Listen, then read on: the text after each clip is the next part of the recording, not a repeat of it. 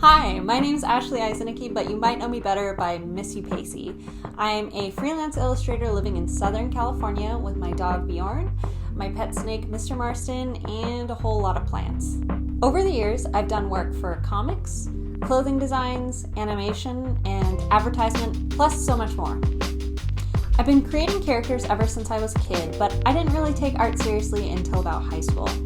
After I graduated, I decided to get a formal education in art, so I went to Laguna College of Art and Design, and after 3 years there, I became a full-time freelance illustrator.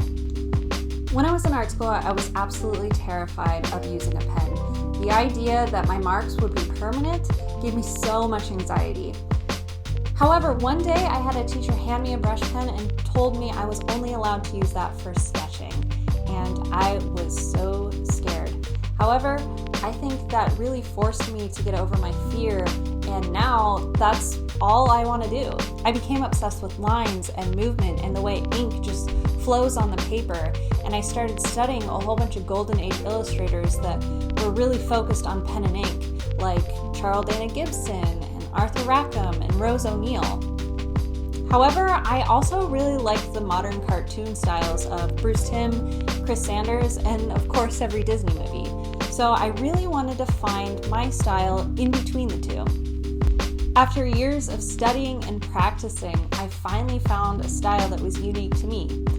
If I had to describe my style, it would definitely be dark and creepy, but also pretty soft and cute. I really started out only using traditional mediums. However, I did have a Wacom tablet and I did know how to use Photoshop, but it just wasn't accessible enough for me. However, a couple years ago, my parents got me an iPad Pro, and it changed my life. That tool is so amazing, it's so intuitive, it's one of the best things to come out of technology for artists.